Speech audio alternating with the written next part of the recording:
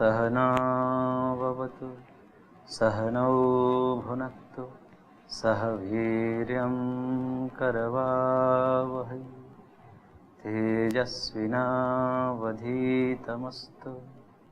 मा विद्विषावहै। ओम शांति शांति शांति। ओम श्री परमात्मने नमः। न्याय दर्शन की कक्षा में आप सभी का स्वागत है। न्याय दर्शन में हम प्रथम प्रकरण की चर्चा कर रहे थे, जिसमें 10 प्रकार के पुण्यों का प्रकरण चल रहा था। 10 प्रकार के पुण्य और 10 प्रकार के ही पाप शरीर, वाणी और मन से होते हैं, और इसी को धर्म कहा गया है। मनुष्य मात्र का परम धर्म, मनुष्य को मनुष्य क्यों कहा जाता है, इसी गुणों के आधार पर मनुष्य को मनुष्य कहा जाता है। धर्म में रत होने से व्यक्ति को मनुष्य कहा जाता है, वरना आहार निद्रा भय मैथुनंच सामान्य में तत् पशुभिर्नराणाम धर्मो ही तेषाम अधिको विशेषो धर्मेण हीना पशुभिर समाना। अर्थात आहार, निद्रा, भय, संतानोत्पत्ति, ये सब तो समान रूप से पशु में भी ये गुण पाए जाते हैं। तो मनुष्य उससे भिन्न कैसे है? पशुओं से भिन्न मनुष्य कैसे है? तो मनुष्य में एक मनुष्यता है जिसका गुण है धर्म। धर्मो ही तेषाम अधिको विशेषो। मनुष्य में धर्म नामक एक तत्व है जो अधिक है। पशु पक्षियों के अलावा मनुष्य में धर्म नामक तत्व अतिरिक्त होने से मनुष्य को मनुष्य कहा जाता है। धर्मेण हीना पशुभिः समाना। यदि मनुष्य धर्म से रहित हो जाए, धर्म विहीन हो जाए, तो फिर वो पशु के समान हो जाए। इसीलिए महर्षि मनु ने धर्म के 10 लक्षण बताए हैं। धृति क्षमा दमोस्तेयम शौचम इंद्रिय निग्रह धीर विद्या सत्यम क्रोधो दशकम धर्म लक्षणम। धर्म के 10 लक्षण, ये 10 लक्षण जहां पर विद्यमान हो, जिस मनुष्य में विद्यमान हो, उस व्यक्ति को धार्मिक कहा जाता है। धृति अर्थात धैर्य धारण करना, विपरीत परिस्थितियों में भी, विकट से विकट परिस्थितियों में भी, प्रतिकूलताओं में भी अपना धैर्य न खोना, अपना आत्मविश्वास न खोना, इसको धैर्य कहते हैं, धृति कहते हैं, और ये मनुष्य का धर्म है। क्षमा, मनुष्य को क्षमाशील होना चाहिए। जो अपकार करें उसको भी उपकार की भावना होनी चाहिए मन से। मन में किसी के भी प्रति अपकार की भावना न हो। जो अपकार करने वाले हैं उनके प्रति भी उनका भी भला हो, ऐसी भावना रखना, इसको क्षमा कहते हैं। क्षमा बड़न को चाहिए छोटन को अपराध, कहाँ विष्णु की घट गई जो भृगु मारी लात। बड़ों का बड़प्पन इसी में है कि वो छोटे को अपराध को क्षमा करते हैं। यही बड़ों का बड़प्पन है। वरना भृगु ने भगवान विष्णु को लात मारी थी, तो क्या विष्णु की महत्ता घट गई? नहीं घटी। क्षमा बड़न को चाहिए छोटन को अपराध, कहाँ विष्णु की घट गई जो भृगु मारी लात। इसलिए बड़ों का बड़प्पन इसी में है कि छोटे के अपराध को क्षमा करे जहां तक हो सके। यदि अक्षम्य न हो, सामान्य रूप से छोटी छोटी गलतियों पर ही हम उतावले हो जाते हैं। छोटे छोटे गलतियों को भी, अपने से छोटे को हम क्षमा नहीं कर पाते। वहीं से अधर्म बढ़ता है और पापाचरण चलता है।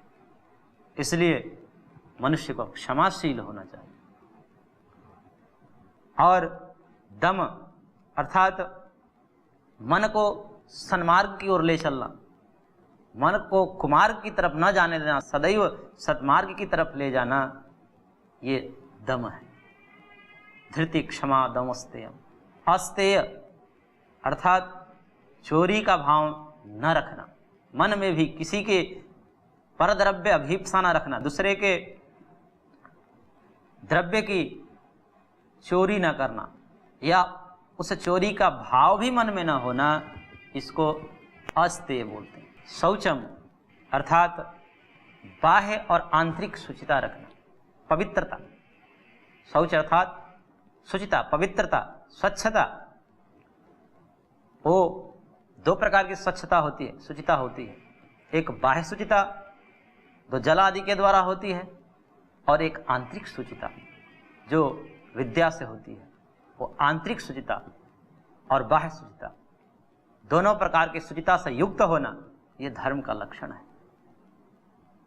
स्थिर विद्या सत्यम अक्रोधो दशकम धर्म लक्षण।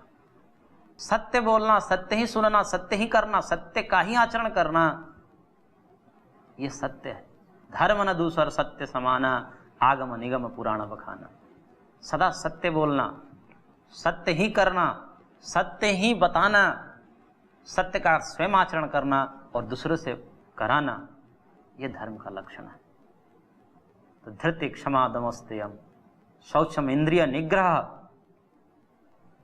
इंद्रिय निग्रह अर्थात इंद्रियों को भोग वासना की तरफ न जाने देना, उसको नियंत्रित करना, ये इंद्रिय निग्रह है। धि अर्थात बुद्धि को सज्ञान से भरकर सन्मार्ग की तरफ ले जाना, सदैव सन्मार्ग की तरफ प्रेरित करना, दूसरों को भी और स्वयं को भी। ये धि। विद्या विवेकशील होना, ज्ञानवान होना, जो भी कर्म करे विवेक पूर्वक करें, शास्त्र अनुकूल करें, श्रेष्ठ जनों के अनुकूल करें, वेदानुकूल करें, यह विद्या का स्वरूप है। स्थिर विद्या सत्यम अक्रोध। अक्रोध अर्थात किसी पर क्रोध न करना, अनावश्यक क्रोध न करना। जहां पर कोई क्रोध की आवश्यकता न हो वहां पर अनावश्यक क्रोध न करना, ये धर्म के लक्षण कहे गए। और ऐसे व्यक्ति को धार्मिक कहा जाता है। इसी को महर्षि पतंजलि ने यम और नियम के माध्यम से भी कहा है। अहिंसा सत्यस्ते ब्रह्मचर्य परिग्रह यमः जाति देश काल समयानोच्छिन्नः सार्वभौमा महाव्रतम। शौच संतोष तपः स्वाध्याय समर्पण निधानानि नियमाः। अर्थात अहिंसा, सत्य, अस्तेय, ब्रह्मचर्य, अपरिग्रह। अपरिग्रह अर्थात अनावश्यक वस्तुओं का संग्रह करना, त्यागपूर्वक भोग, न्यूनतम से न्यूनतम आवश्यकताओं में जीना, इसी को अपरिग्रह कहा है। और यह जो यम, इसको कहा जाति देश काल समयानोच्छिन्नः सार्वभौमा महाव्रतम। अर्थात ये समस्त जाति के लिए, कि केवल एक जाति के ऊपर नहीं ये लागू होता है कि मनुष्य जाति पर मैं हिंसा नहीं करूंगा, मनुष्य जाति पर मैं अहिंसा का पालन करूंगा, अन्य जीवों पर मैं हिंसा करूंगा, अन्य को तो मारूंगा, ऐसा नहीं। जाति देश, किसी भी जाति पर, किसी भी देश में, कोई भारत ही देश का वर्णन नहीं है यहाँ पर, चाहे कहीं भी पृथ्वी के किसी भी कोने में रहें, उस समस्त व्यक्तियों के लिए यह परम आवश्यक है कि वो इन व्रतों का पालन करें।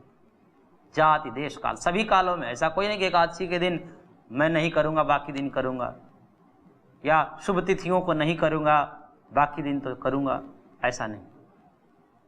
जाति देश काल समयानोच्छिन्न, कोई समय का बाद। सार्वभौमा महाव्रतम, ये सार्वभौम व्रत है, इसको महाव्रत कहा गया है। ये सभी के लिए सामान्य धर्म है, ये सभी को करना है। शौच संतोष तपः स्वाध्याय ईश्वर प्रणिधानानि नियमा। शौच, संतोष, तप अर्थात तपोद्वंद्व सहनम, भूख प्यास, सर्दी गर्मी, अनुकूलता प्रतिकूलता, इनको सहन करना, इसको तप कहते हैं। स्वाध्याय अर्थात मोक्ष शास्त्रों का अध्ययन, शास्त्रों का अनुशीलन एवं पवित्र गायत्री आदि मंत्रों का जाप करना, इसको स्वाध्याय कहते हैं। और ईश्वर प्रणिधान, ईश्वर भक्ति अर्थात समस्त कर्मों को उस परम पिता परमेश्वर को अर्पित करके, ईश्वर अर्पित बुद्धि से कर्म करना, ये ईश्वर भक्ति है, ईश्वर की भक्ति है। यह मनुष्य की मनुष्यता किसमें है? ये जो अभी धर्म, जिसको पुण्य कर्म कहा, हम पिछले एपिसोड में पढ़ा, पुण्य कर्म 10 प्रकार के, उसी को अन्य शास्त्रों में अलग अलग शब्दों से, कहीं महाव्रत, कहीं धर्म इत्यादि शब्दों से कहा गया है। तो धर्म पूर्वक वर्तना यही सुख का साधन है। धर्म ते विरति जोग ते ज्ञाना, ज्ञान मोक्ष प्रद वेद बखाना। तुलसीदास जी कहते हैं कि धर्म ते विरति, धर्म से वैराग्य होता है, योग से ज्ञान होता है और ज्ञान से मोक्ष होता है, और धर्म ही मोक्ष का साधन है। इसलिए पुरुषार्थ चतुष्टय को हमारे यहाँ गिनाया गया है। पुरुषार्थ चतुष्टय जिसमें धर्म, अर्थ, काम और मोक्ष 4 चीजें समावित है। धर्म जो अभी हमने समझा, ये सब धर्म के लक्षण हैं, धर्म के स्वरूप हैं। और धर्म पूर्वक अर्थ अर्जन करना, उसे अर्थ कहते हैं। यदि अर्थ को धर्म पूर्वक न कमाया जाए तो वह अनर्थ का हेतु बन जाता है। वो अर्थ नहीं रह जाता, अपितु अनर्थ हो जाता है। धर्म, अर्थ और काम, उस अर्थ से अपनी सात्विक कामनाओं की पूर्ति करना, ये काम है। कामना यहाँ पर व्यापक अर्थ में लिया जाता है। और मोक्ष, और अंततः सभी प्रकार के दुखों से छूट जाना, यह सबको अभिष्ट है, प्राणी मात्र को यह अभिष्ट है। इसलिए धर्म ही मुक्ति का द्वार है। धर्म से हम सब दुखों से मुक्ति पा सकते हैं। इसलिए पुरुषार्थ चतुष्टय की बड़ी महत्ता है। पुरुषार्थ शब्द परिश्रम अर्थ में नहीं है। सामान्यतः हम पुरुषार्थ शब्द को परिश्रम अर्थ में ले लेते हैं। पुरुषार्थ शब्द परिश्रम अर्थ में नहीं है। इस शब्द की दिव्यता है, अर्थात वैसा कर्म, वैसा परिश्रम जिसके मूल में धर्म और परिणाम भगवत प्राप्ति हो, उस परिश्रम को पुरुषार्थ कहा जाता है। इसलिए शब्दों की दिव्यता पर भी हमें विचार करनी चाहिए। धर्म, अर्थ, काम और मोक्ष, जिसे पुरुषार्थ चतुष्टय कहा गया है, और ये धर्म ही सुख का हेतु है, सुख का कारण है। बिना धर्म के फिर दुख ही दुख है। इसलिए जीव मात्र की, मनुष्य मात्र की यह परम कर्तव्य बन जाता है कि वह धर्म ही करे, धर्म ही कराए, धर्म में ही जिए। और ये सबको इष्ट है, ऐसा कोई नहीं चाहता। एक चोर से चोर व्यक्ति भी अपने सामान की चोरी नहीं चाहता। ये बहुत ही विलक्षण चीज है कि चोर से चोर व्यक्ति भी अपने सामान की चोरी नहीं चाहता। भयंकर से भयंकर हिंसक व्यक्ति भी अपने स्वजन की हिंसा नहीं चाहता। दुराचार, व्यभिचार करने वाले भयंकर से भयंकर व्यभिचारी लोग भी अपने स्वजन के साथ ऐसा कोई दुष्कर्म न हो जाए, ऐसा ही चाहते हैं। उनको भी यह अभिष्ट नहीं होता है कि हमारी स्वजन के साथ कोई ऐसा दुर्व्यवहार कर दे। ये मनुष्य मात्र की मूल मांग है, एक सामान्य अभिप्सा है। इसलिए मनुष्य को अपने इष्ट की प्राप्ति के लिए हमें कभी दुख न हो, कभी कष्ट न हो, इसको चाहने वाले व्यक्ति के लिए अत्यंत आवश्यक है कि वो धर्म ही करे। और ये मनुष्य मात्र ही नहीं, ये पशु पंक्षी भी चाहते हैं धर्म में बरतना। जैसे सामान्य तौर पर हमने किसी कुत्ते को देखा होगा, वो जब घर से रोटी लेकर भागता है तो वो वहीं सामने नहीं खाता, वो लेकर भागता है और जाकर किसी दूसरे जगह पर खाता है, सामने नहीं खाता, क्योंकि उसको भी पता है कि हमने चोरी की है और ये गलत काम है, इसलिए वो छिप कर उसको खाता है। और यदि उसी रोटी को हम अपने हाथों से उसको दे दे तो हमारे सामने निर्भय होकर खाता है, फिर कोई भय नहीं उसको होता। तो वो पशु को भी इतना मालूम है कि ये गलत काम है, इसीलिए वो भय युक्त रहता है। जब वो गलत काम करता है तो उसको भय लगता है। और धर्म को जांच करने की एक सामान्य प्रक्रिया ये है कि जिस कार्य को करने से निर्भयता आए, हम भय से युक्त न हो, तो वो समझें को धर्म का कार्य है और वही करणीय है, वही ऋषि महर्षियों का उपदेश है, वही वेद शास्त्रों का कथन है, उसे ही मानकर हमें करना चाहिए, जीना चाहिए। इसलिए धर्म ही करें, धर्म ही बोले, धर्म ही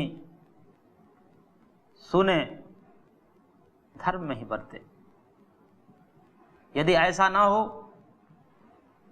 किसी को ऐसा इष्ट ना हो, इस प्रकार का समाज, इस प्रकार का राष्ट्र किसी को अभिष्ट ना हो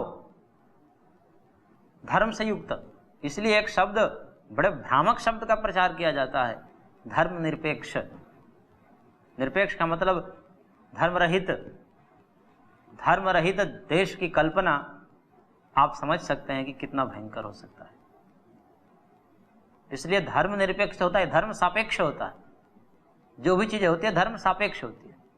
तो इसलिए ऐसी राष्ट्र की कामना करने वाले जो धर्म सापेक्ष, पक्षपात विहीन, शोषण विनिर्मुक्त, सर्वहितप्रद ऐसी शासन व्यवस्था कैसे आएगी? ये आध्यात्मिकता से ही आएगी। आध्यात्मिक के अतिरिक्त, अध्यात्म का अतिरिक्त कोई और चारा नहीं है हमारे पास।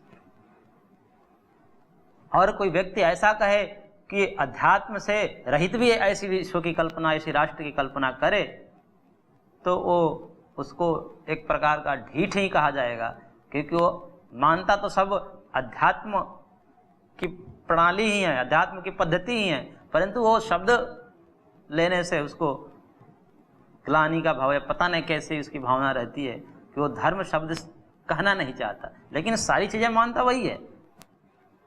चाहे वो किसी प्रकार की राष्ट्र के चिंतक हो, जो एक अच्छे राष्ट्र की कामना करने वाले हों, उन सब की यही विचारधारा है कि ऐसी ही व्यवस्था होनी चाहिए जहां पर चोरी न हो, जहां पर कोई दुष्कर्म न हो।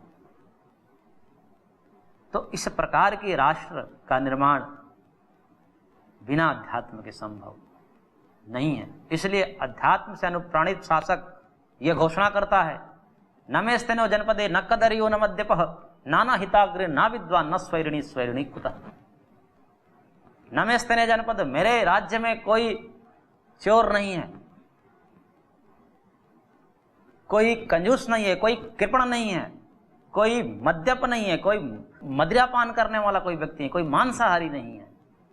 नाना हिताग्निर ना विद्वान, कोई ऐसा व्यक्ति नहीं है जो अपने धर्म में रत नहीं हो। सब अपने धर्म में रत रहने वाले हैं, और कोई अविद्वान नहीं है, कोई मूर्ख नहीं है, सब पंडित है, सब शास्त्रों के ज्ञाता है, सब धर्म पर चलने वाले लोग हैं। न स्वैरी स्वैरिणी कुतः, कोई व्यभिचारी पुरुष नहीं है। जब व्यभिचारी पुरुष ही नहीं है तो स्त्रियों का कहना ही क्या है। सब ऐसी शासन व्यवस्था आप कल्पना करें, सुनकर ही कितना हृदय पुलकित हो जाता है। इसी को धर्म राज्य कहा गया है, इसी को राम राज्य कहा गया है, इसी को धर्म सापेक्ष पक्षपात विहीन राज्य कहा गया है। और इसी राज्य का वर्णन शास्त्रों में है, वेदों में है, उपनिषदों में। भगवान राम के राज्य में कहा जाता है, नहीं दरिद्र को दुखी न देना, न कोई अबुध न लक्षण हीना, सब नर कर ही परस्पर प्रीति, चल ही स्वधर्म निरत श्रुति नीति। सब अपने अपने धर्म में रत रहते थे, कोई लक्षणहीन नहीं होता था, कोई दरिद्र नहीं होता था, कोई दुखी नहीं होता था। सब परस्पर सामंजस्य पूर्वक सब व्यवहार करते थे। परस्परम भावयन्तः श्रेयः परम अवाप्स्यथ। दैहिक दैविक भौतिक तापा राम राज नहीं काहू ही व्यापा। दैहिक दैविक भौतिक इन सारे प्रकार के दुखों से रहित होते थे मनुष्य। ऐसी रामराज की कल्पना, ऐसे धर्मराज की कल्पना। दैहिक दैविक भौतिक तापा राम राज नहीं काहू ही व्यापा। अल्प मृत्यु नहीं कवनहु पीरा, सब सुंदर सब बिरज शरीरा। किसी की अकाल मृत्यु नहीं होती थी, कोई अपंग नहीं होता था, सब सुंदर होते थे, सबका शरीर निर्मल, अंतःकरण शुद्ध, शरीर स्वस्थ होता था। ऐसी राज की कल्पना। सब उदार सब पर उपकारी, विप्र चरण सेवक नर नारी। सब उदार चरित्र वाले होते थे, सबका हृदय उदार होता था, सब पर उपकार में रत रहते थे। सब विप्र चरण सेवक नर नारी। एक नारी व्रत व्रत सब झारी, ते मन बच कर्म पति हितकारी। सब पुरुष एक पत्नी व्रत पालन करने वाले होते थे, सब स्त्रियां एक पतिव्रता होती थी। इस प्रकार के राज की कल्पना सुनने से ही हृदय पुलकित हो जाता है। ऐसी राज की कल्पना बिना अध्यात्म के असंभव कार्य है। और इसमें शासन व्यवस्था कितनी कर पाए ये अलग बात है, लेकिन हम सबका परम धर्म है कि इसको अपने जीवन में चरितार्थ करके एक ऐसे राष्ट्र का निर्माण करे, एक ऐसे आध्यात्मिक राष्ट्र का निर्माण करे जहां पर इस प्रकार की व्यवस्थाएं, किसी प्रकार का कोई भेदभाव नहीं, किसी प्रकार का कोई शोषण नहीं, अत्याचार नहीं, कोई भ्रष्टाचार नहीं, ये बिना धर्म के हो ही नहीं सकता। इसलिए धर्म को वरतना, धर्म को करना एक अच्छे राष्ट्र की कामना के वाले व्यक्तियों के लिए परम आवश्यक है।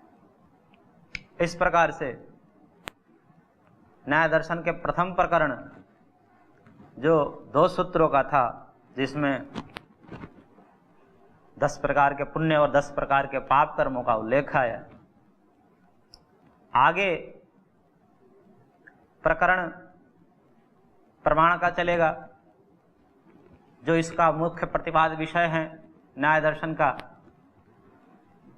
जिसके द्वारा किसी भी चीज को जांचने परखने का एक तराजू समझिए कि तराजू से जैसे, बांट से जैसे किसी वस्तु को नापा तोला जाता है, उसी प्रकार किसी भी चीज को जानने के लिए, जानने का जो साधन है उसको प्रमाण कहते हैं। और उस प्रमाणों के विषय में चर्चा आगे चलेगी, जो आगे के 6 सूत्रों का एक अधिकरण रहेगा, एक प्रकरण रहेगा, एक प्रसंग रहेगा। तो दूसरा प्रकरण प्रमाण का चलेगा, जो आगे की कक्षा में हम उसका अध्ययन करेंगे। तब तक के लिए धन्यवाद। ओम शांति शांति।